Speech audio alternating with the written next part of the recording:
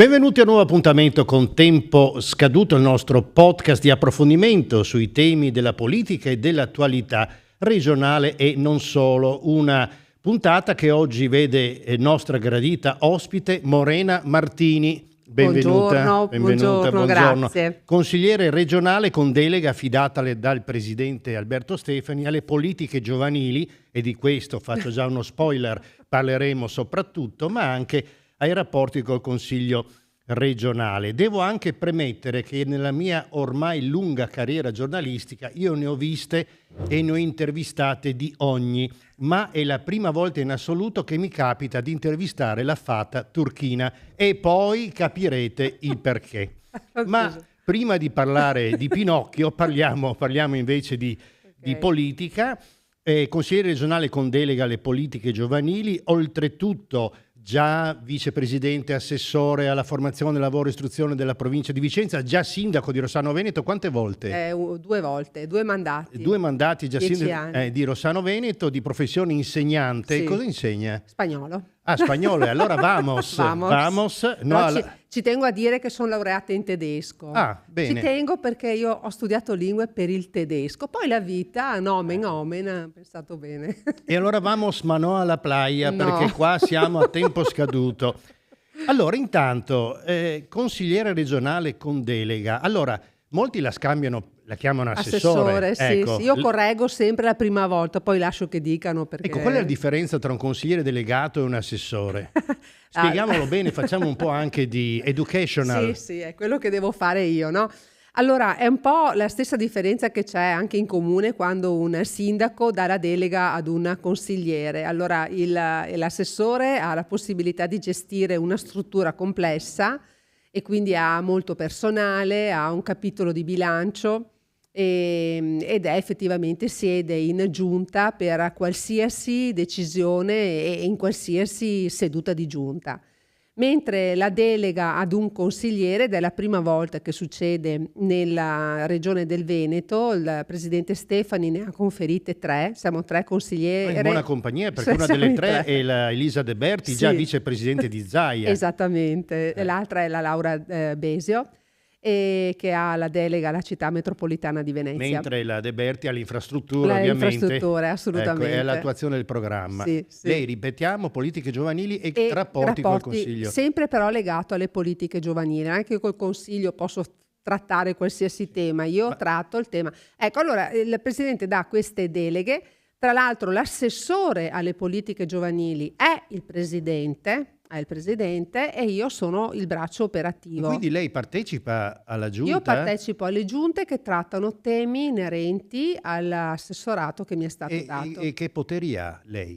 Io ho potere di lavorare, di proporre al Presidente delle soluzioni che vanno a completare quello che è il programma elettorale che ci siamo posti. Dopo magari parlo anche della prima, che sono proprio orgogliosa di questa. Della prima giunta? No, del primo risultato che porterò dopo 2 mesi, insomma, bene. ecco. Me lo segno, come dice Troisi, primo Sì, risultato. sì. Okay. Ecco, e poi io sono stata dotata però di personale. Il Presidente mi ha dato 2 persone che a Palazzo Balbi lavorano sulle politiche giovanili per me, insomma per la delega, mentre tutta l'attività del Consiglio da consigliere la svolgo a Palazzo Ferrofini. Ho un ufficio a Ferrofini con la struttura dei consiglieri e un ufficio al Balbi.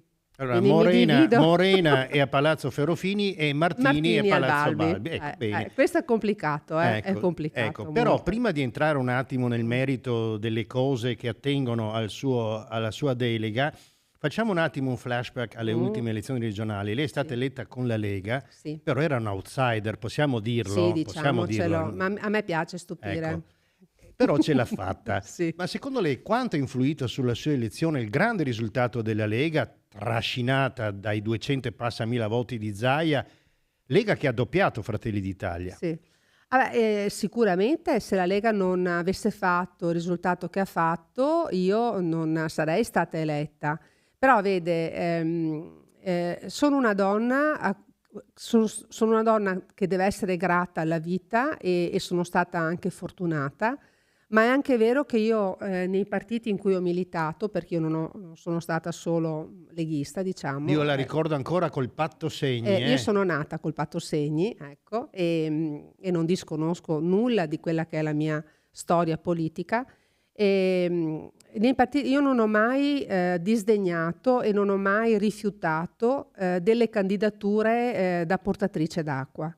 L'anno scorso il presidente Stefani mi ha chiamato per chiedermi se accettavo di candidarmi alle elezioni europee, sapendo che non avrei potuto in nessun modo essere eletta. Dicendomi anche, guarda, sono un uomo di parola, lavoriamo per le regionali. Il presidente è stato un uomo di parola, io ho fatto il massimo che ho potuto nella campagna elettorale europea e sono uscita con 12.500 preferenze, cioè diciamo che davanti a me c'erano il vice sindaco di Treviso con una struttura importante, perché non è un segreto se dico che la segreteria provinciale del mio partito non ha corso per me, ok? E ci sta, ognuno ha le sue... Io È stata un po' una prova generale. È stata la prova generale, quindi non ho detto di no ed ho fatto un grandissimo risultato.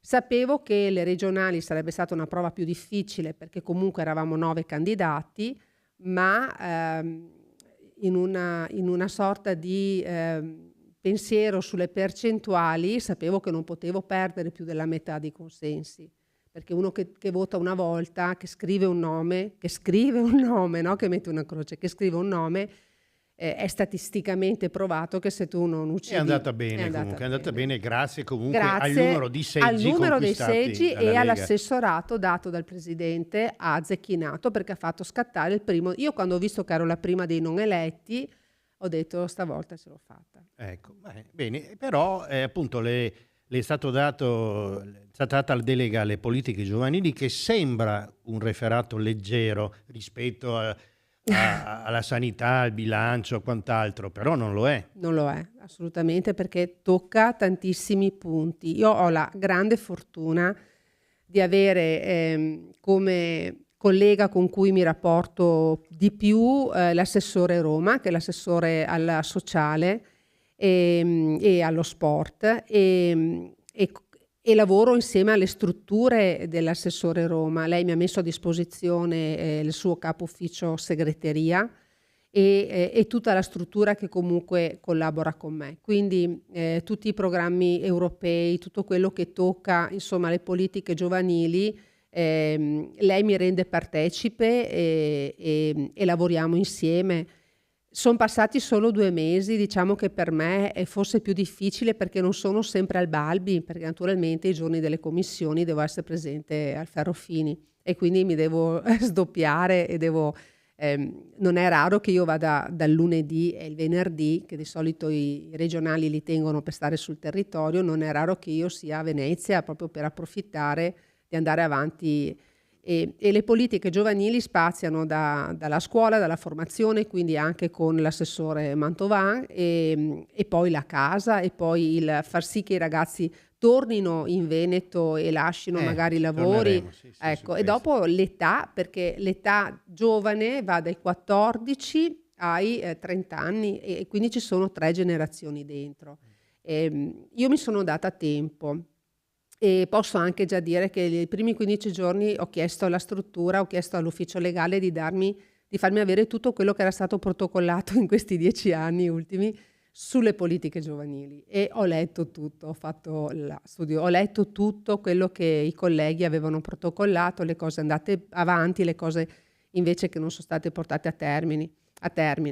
Ho trovato una proposta di una collega di sinistra, posso anche fare il nome, della Ostanel, la proposta forse più strutturata dal punto di vista anche delle idee che noi abbiamo espresso nella nostra campagna elettorale e fermo restando il fatto che anche il Presidente ha detto che non importa di chi ha la firma, ma l'importante è che ci siano... Questa proposta cosa propone? Allora, è una grandissima, bella bozza di quella che potrebbe essere una legge quadro sui giovani, legge quadro che tiene conto proprio di tutte le azioni che riguardano un giovane, quindi dalla formazione alla casa, alle politiche agevolate per poterla acquistare o per poterla avere, al lavoro. È proprio una grande cornice con tanti argomenti.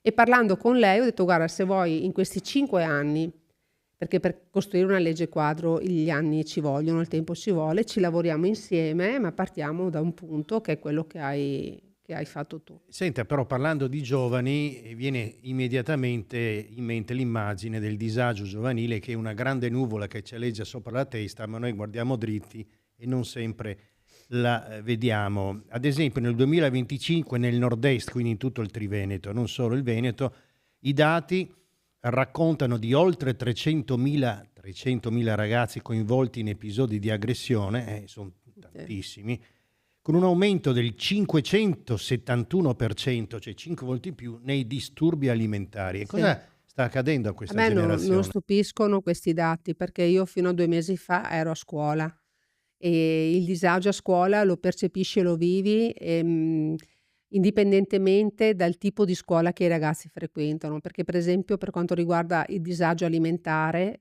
o episodi di autolesionismo, i licei che sono le scuole dove c'è il più alto tasso di incidenza di questo tipo di disturbi, dovuti magari anche alla richiesta di prestazioni importanti da parte del corpo docente, ma che va sempre a braccetto con un disagio che si vive anche a livello familiare. Sono disagi diversi, cioè un conto è il disagio che si manifesta con disturbi, per esempio disturbi alimentari, o un disagio che i ragazzi vivono a seguito di disturbi dell'apprendimento o di neurodivergenze. Questi sono disagi di tipo diverso che vanno monitorati e non devono essere demonizzati dalle famiglie quando ci sono, cioè quando una maestra delle elementari ti dice guarda signora o guarda papà, io penso che tuo figlio abbia abbia magari, non so, ti suggerisco di portarlo a fare una visita da uno neuropsichiatra. I genitori dovrebbero capire che non te lo dicono per dirti che il ragazzo è ammalato, te lo dicono per dirti: guarda, c'è un campanello d'allarme, siamo ancora in tempo, facciamolo seguire e non avrà problemi. Invece tante volte il genitore più piccolo del bambino più rifiuta il fatto che il suo figlio non sia perfetto.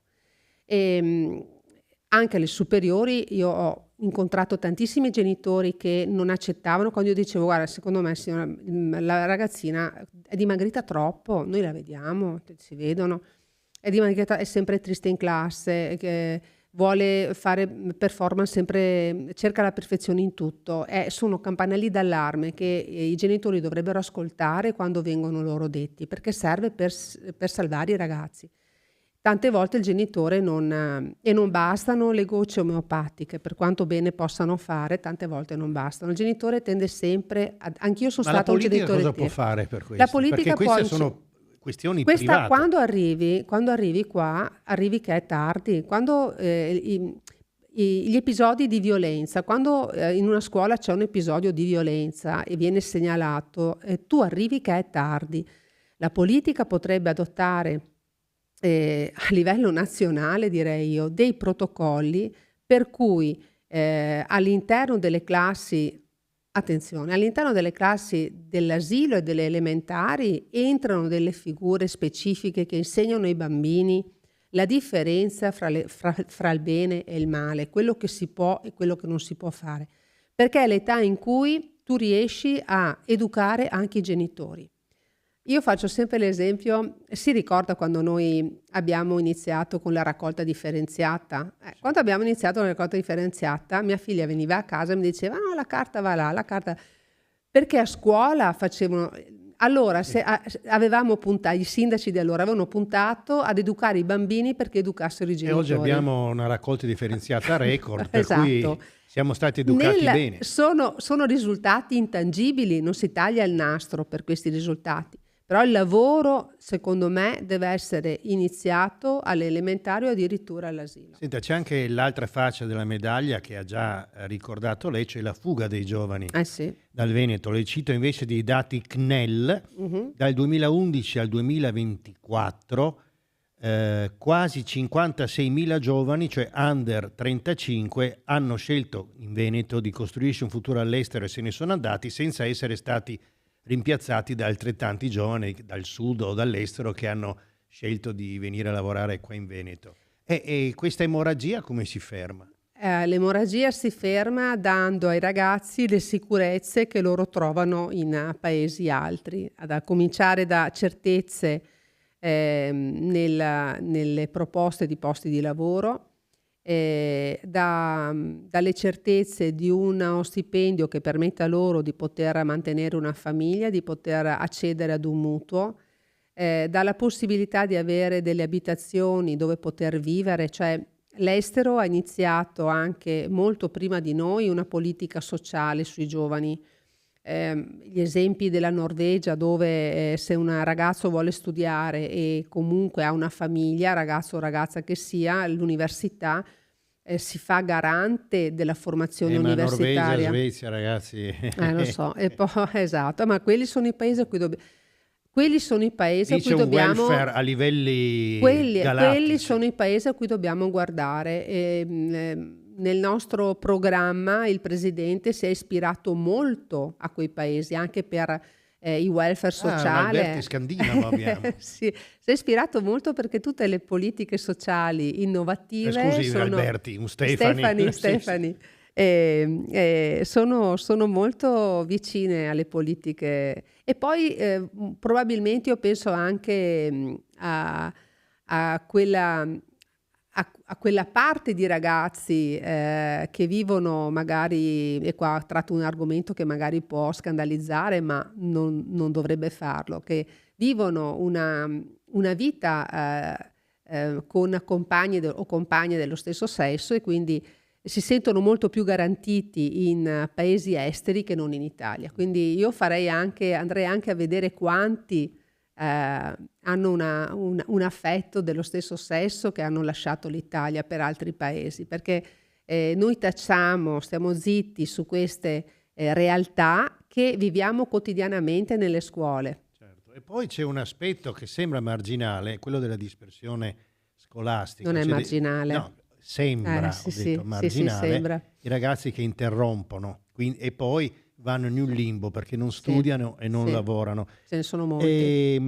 Il tasso di dispersione scolastica è in calo nel Veneto 1,36%, ma sono sempre oltre 2.700 ragazzi e ragazze, questo 1,36%, che si sono persi per strada. Come si recuperano? È difficilissimo recuperarli. Un grande bacino di recupero sono le scuole di formazione professionale che indirizzano i ragazzi verso il mondo del lavoro, però se penso ad alcuni studenti che ho incontrato negli anni in cui ho insegnato che hanno lasciato la scuola, molti sono proprio rimasti a casa per anni prima di poter trovare il coraggio di riuscire e di terminare o cominciare una vita lavorativa. Lì si intrecciano tanti problemi che possono essere di natura medica, ok? E naturalmente molto spesso di natura psicologica. Un ragazzo non lascia la scuola perché non ce la fa, perché vorrebbe dire questo il fallimento della scuola, il fallimento dell'insegnamento, questo è il discorso. Un ragazzo lascia la scuola per un disagio che non sa affrontare e per il quale non ha avuto aiuti per poterlo affrontare. Allora, senta, c'è un mitico film degli anni che furono, Gioventù bruciata. Quella di oggi è forse una gioventù spaesata? Molto, molto. È una gioventù disorientata, anche sull'orientamento scolastico. Io aprirei pagine perché più che orientamento diventa disorientamento.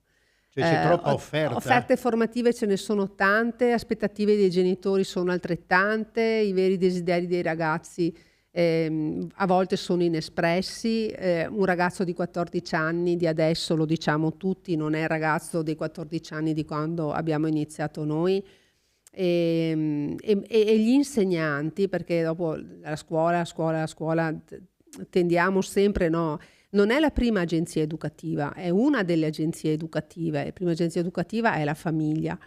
E noi insegnanti, io mi considero tale e continuerò a considerarmi tale, un insegnante non viene educato e non viene preparato per essere psicologo, psicoterapeuta, genitore di un figlio che non è tuo, educatore, no?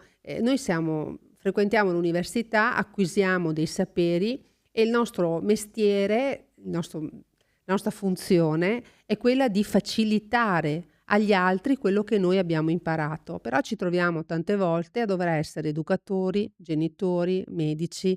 Non abbiamo questa preparazione e ci troviamo con le armi spuntate. Io metterei obbligatoriamente, se fossi ministro, se fossi ministro, no, Ormai ha fatto di tutto, ormai, ma no, Martini magari. Martini manca quello. Io metterei le figure degli educatori all'interno delle scuole, obbligatori, ma psicologi, psicoterapeuti obbligatori, non basta l'ora. E senta, invece, qual è il primo risultato? Perché se no ce lo dimentichiamo. Quello che sì. Consiglio regionale Veneto dei ragazzi, Ah. questa era una delle cose, perché la mia delega è quella di avvicinare i giovani alle amministrazioni e alla politica. Questa è la cosa a cui tiene di più in questo momento il Presidente, vista anche la scarsa affluenza al voto che c'è stata, soprattutto fra le fasce giovani, il disinteresse per la politica. Mi è stato chiesto di non fare proselitismo politico e questo mi piace molto. E quindi non è che vado a cercare i ragazzi che si iscrivono ad un partito piuttosto che a un altro, ma di far capire ai giovani che è importante impegnarsi nella vita pubblica, perché ci serve alla politica un cambio generazionale. Allora partiamo nel recuperare e nel proporre, su modello di altre regioni in cui sta funzionando da 20 anni, il Consiglio regionale Veneto dei ragazzi, perché loro si possano candidare, possano fare proposte che poi possono essere anche attuate con le stesse identiche modalità di elezione del Consiglio regionale Quindi è degli fattibile adulti. fare una cosa del genere? Il progetto di legge è pronto, adesso starà al Presidente decidere come presentarlo nelle prossime settimane. Insomma, io l'ho scritto, l'ho passato alla parte legislativa per le dovute correzioni, adesso inizia l'iter, il Presidente ha dato l'ok e adesso vediamo come poterlo mettere a terra, ma io penso che sì, è una cosa che può essere immediata, può esserci che l'anno prossimo ce l'abbiamo già. Senta, lei ha già incontrato dei gruppi di giovani, Sì. Lo so perché la controllo su Facebook. In breve cosa le dicono i ragazzi? Allora, quelli che ho incontrato, posso dire, ho incontrato le persone che sono già agganciate alla politica, alle istituzioni, no? E quindi lì il gioco è stato facile. Ho incontrato anche un gruppo di ragazzi che ha aiutato la collega Ostanella a stendere questo famoso progetto di legge. E ne sono usciti, ho incontrato i ragazzi del Consiglio regionale dei ragazzi della Toscana via online, diversi presidenti. Ma appunto, cosa viene fuori da questi Una ragazzi? bellissima gioventù. Io sono felice perché l'Italia è in buone mani, c'è il futuro politico, di una buona politica c'è.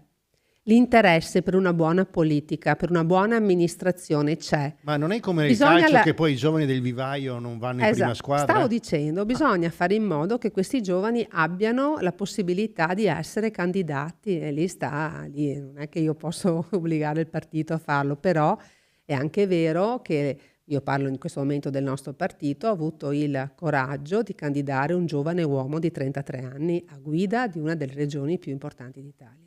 Ecco, è un under 35 infatti, Sì, Stefani, quindi sì. rientra nella categoria Assolutamente. ancora. Senta, concludiamo con questa storia della fata turchina, perché Va bene, in molti già la volentieri. sanno, ma magari chi ci guarda, siamo sul web, Sì, va bene. magari i ragazzi della Toscana se la Non lo vedono non lo sanno che chi sanno. è questa qua. Allora, Ah, lei è ancora consigliere comunale a sì, Rossano sono in Veneto? Sì, opposizione come opposizione, consigliere già comunale. vice sindaco, tutta Sì, una sì, no, storia sono che stata già... fatta fuori dal sindaco che io avevo Ecco, proposto. e Diciamola lei tutta. al carnevale di Rossano Veneto ha sfilato col costume di fata turchina e con un cartello con la scritta "Solo una magia può salvare Rossano Veneto". Adesso non abbiamo la Corretto, controparte. corretto. No, No, ma è corretto. sì, ma non abbiamo la controparte, non è il momento di creare No, un no, dibattito. no, no, no. Però È insomma, satira. questa cosa ha fatto notizia. Sì, che contenta che sono. Eh. No, è chiaro che se Ma uno la fa. l'ha pensata da tempo oppure la sera No, prima, mi vesto no, da no, fata perché il turchina? vestito l'ho cucito io. Ah. Mhm. Diciamolo, Sì. ecco, io sono una boomer nata e cresciuta che manualmente sa ancora fare le cose. Come gruppo politico di opposizione ci eravamo detti di sfilare. L'anno scorso ha sfilato il gruppo della maggioranza, della nuova maggioranza, quella non votata dai cittadini, ha sfilato vestiti da prete, cardinale, vescovo, insomma, ecco. E allora quest'anno ci siamo detti, sfiliamo anche noi, che cosa facciamo? Ecco, noi siamo in opposizione, ho detto, la favola che meglio veste questa amministrazione è la favola di Pinocchio. È chiaro, no? Perché è chiaro anche perché. E quindi c'è stato chi si è fatto il vestito da balena, il vestito è stata una costruzione vera e propria, Pinocchio, poi Gatto e la Volpe, due si sono sfilati all'ultimo momento perché non volevano più, vabbè, e io ho fatto la fata turchina e finché cucivo il vestito ho detto ma mi faccio il cartello, perché passare per le vie di Rossano e vedere com'è Rossano adesso, io sono 2 anni che sono stata fatta fuori, sono stata messa nell'umido 2 anni fa, ma non per volontà popolare, per la volontà umana di 2 persone che si sono messe d'accordo per farmi fuori. E in politica questo ci sta. No, io non lo capisco, cioè non lo capisco, lo posso capire, in questo caso non lo posso giustificare. Però se il problema era la Martini, dopo di me, per 2 anni, avevano tutto il tempo e il modo per fare a Rossano quello che volevano, no? Per finire, eccetera, eccetera. E questo non solo non è stato fatto, ma le cose stanno anche peggiorando. E Ripeto, non abbiamo la vabbè, controparte, ma lei sta arriveranno. esponendo la Io è sua quello che posizione. vivo, no, è quello che vivo io. Se le cose fossero andate